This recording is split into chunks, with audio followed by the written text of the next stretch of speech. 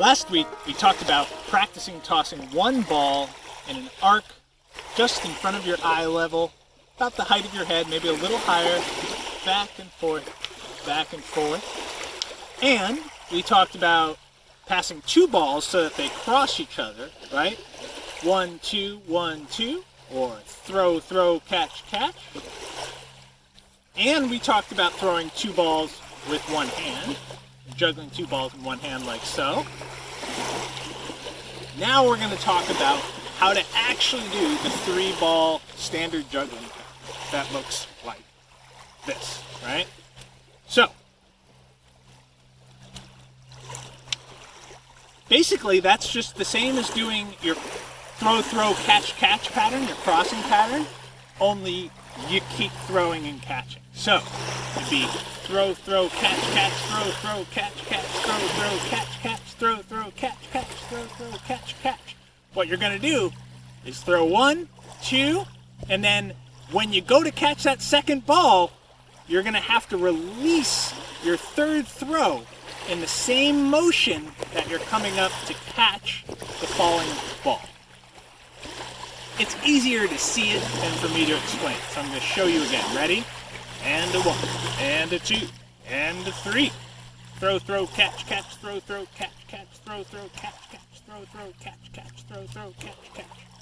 And again, you really want to focus on throwing each toss with the same exact amount of power and the same, the same power and the same trajectory.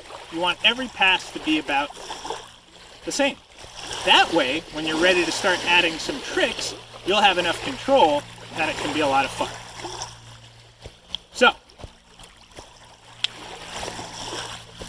there's not really any magic trick to juggling 3 balls. You just have to stick with it. You have to practice and practice, practice.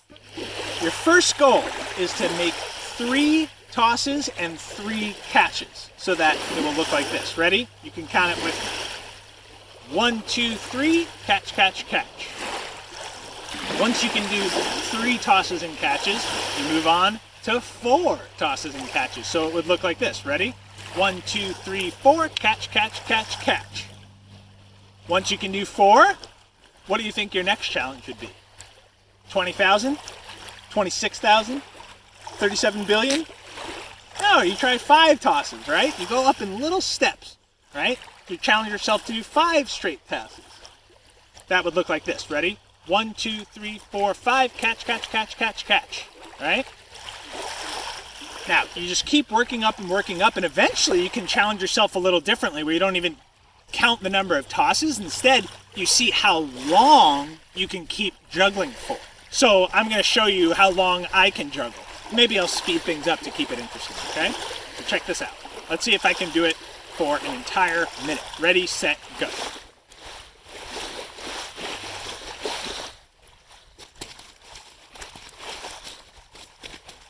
Getting a little dizzy here.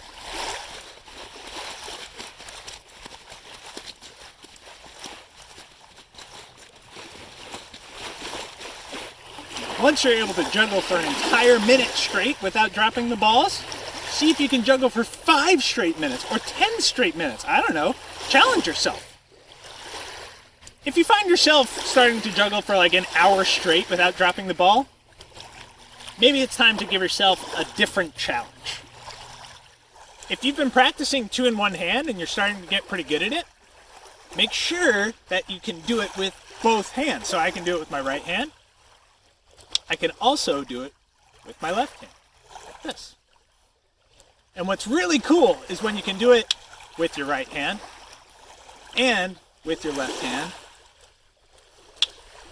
then you can try to do it with both hands at the same time so that you're not juggling 1, you're not juggling 2, you're not juggling 3, you're juggling 4 objects at one time, which is a pretty cool trick. A lot of people can juggle 3 balls.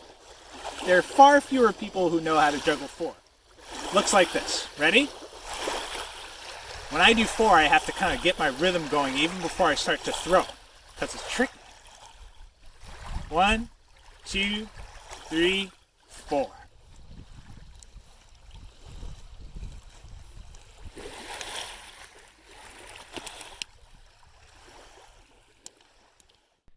Juggling 4 objects is still pretty tricky for me, especially when those 4 objects are rocks, and they're hard, and you can smash your fingers with them.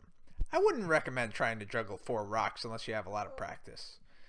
I'd probably be doing a better job if I were juggling 4 things that were exactly the same, like 4 tennis balls. You know, something that I'm not worried about smashing my fingers with. That would be better. But the rocks were available, and as you could see by my smile, I had a great time. Sure, I made a lot of mistakes, so I'd just pick up more rocks and keep juggling. If you've been juggling a little bit every day and practicing, getting the hang of this basic 3-ball pattern so that you're feeling more and more confident in your ability to keep it going, then it's time to work on a few more skills to make juggling 3 balls more fun and to get you ready to do some more fun tricks. So, once you're feeling pretty good about juggling at eye level, then you can mix it up and see if you can juggle a little bit higher, like this. It takes a lot of control to throw the balls really high and keep the pattern going. If I were going outside, I could throw it even higher than that. So juggling by throwing the balls really high is a fun challenge that helps you increase your control.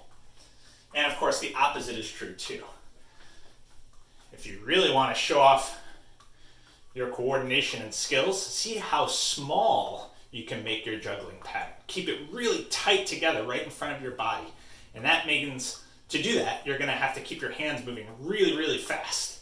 And you can't make any mistakes like that because things are going so quickly that mistakes get really out of control really fast. That's okay. I can always try again. So again, I'm juggling at eye level, right? And then I slowly let the balls start to get closer and closer together by doing smaller and smaller throws, just like so. And this is a great way to test yourself. If you can juggle keeping the balls really close together, that shows that you're having a lot of success, that you're being really controlled in your juggling.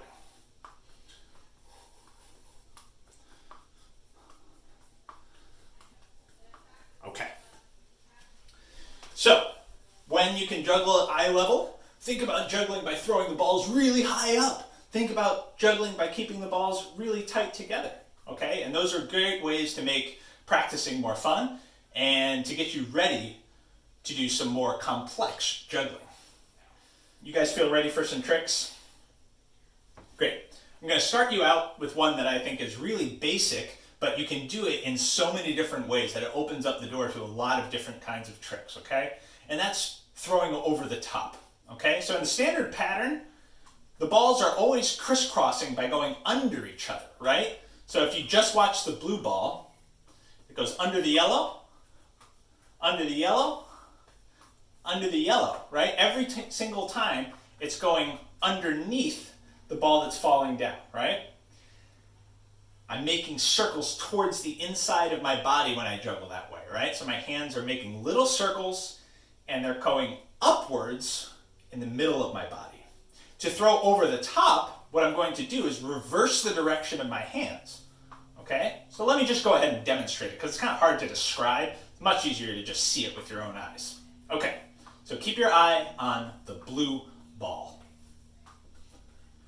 Right now, the blue ball is not going under the other balls, it's going over the other balls. And to do that, I'm just reversing the direction of my hands every time I want to throw the blue one.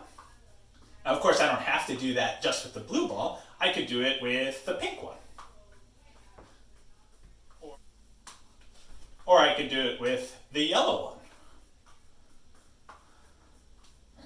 Or I could make all the balls going over the top, go over the top from my left hand. Or I could change directions so that the balls going over the top are being thrown by my right hand. If you can do it so that both hands are throwing over the top each and every toss, then you're ready for our next trick. Drum roll, please. Our next trick is called double rainbow. That's right. I know. Sounds too good to be true. It's not. Ready to see what it looks like? 3, 2, 1. Double rainbow. you'll notice that the blue ball is staying in the middle and the 2 tennis balls are arcing over it. I still make mistakes with that one sometimes. It's tricky.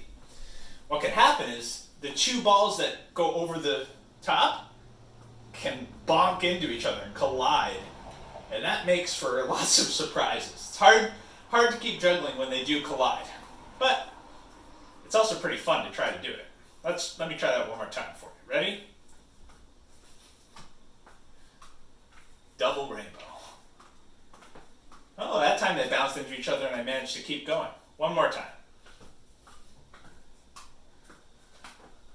So, a couple things about that. One is that I'm only juggling the blue ball right now with my right hand. That's how I'm keeping it in the middle, right? So it's kind of like doing 2 in one hand, but I'm switching it up and throwing the tennis ball over the top. And at the same time, I throw the other tennis ball over the top. Ready? And the blue ball just keeps going and going and going.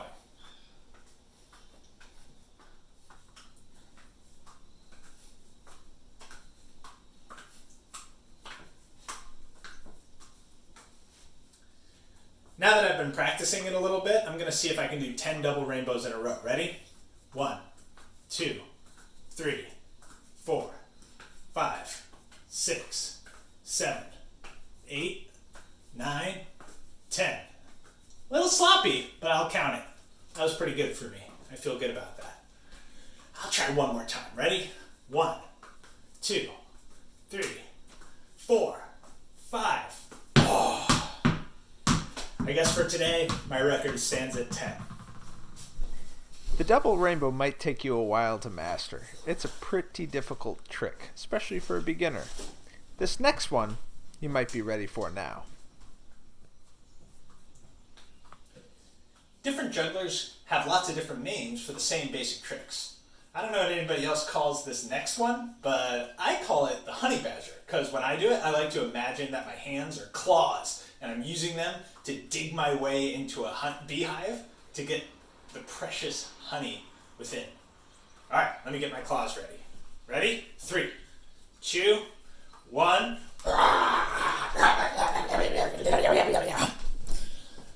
Seriously. Juggling with your hands facing down, so your palms are facing the floor, is a really, really fun way to mix things up, and it's a neat challenge. It might actually be my single favorite trick to do. It's not the fanciest, but it just feels really good. I really, really like how, when I'm doing it well, the balls actually don't move very much, but my hands have to move quite a lot. If you want to do the honey badger, like so, my recommendation is that you practice with one hand facing up and one hand facing down first. So right now, my left hand is doing the honey badger claw action, right? And my right hand is doing ordinary tossing, right? Now that I've got the hang of that, I'm going to switch it up. My left hand is now facing up, and my right hand is doing the honey badger toss. As you add more and more tricks into your repertoire, you can kind of get more and more improvisatory. That means you can make things up as you go along and combine your tricks and do one after another in rapid succession in such a way that you don't even know what's going to happen next sometimes. Just things start to happen. And it feels exciting. Your brain has to keep up with your hands and your body, and sometimes your hands have to keep up with your brain. And all that is really dynamic. It's full of action. It keeps you feeling sharp and creative.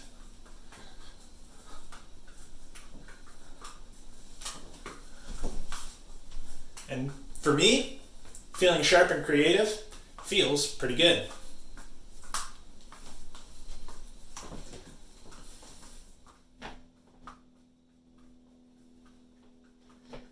If you've been practicing a lot lately and you're proud of your progress, or if you've been practicing a lot and you feel like you're not making nearly as much progress as you had hoped, and you'd like some extra pointers or tips, feel free to email me at dmeadow@palmerlibrary.org so that we can schedule a time to have a special Zoom together where we can take a look at your juggling skills. That's right, you can have your own one-on-one juggling class with me, Mr. Dan, and all you need to do to schedule it is send me an email. In the meantime, keep practicing, and happy juggling, everybody.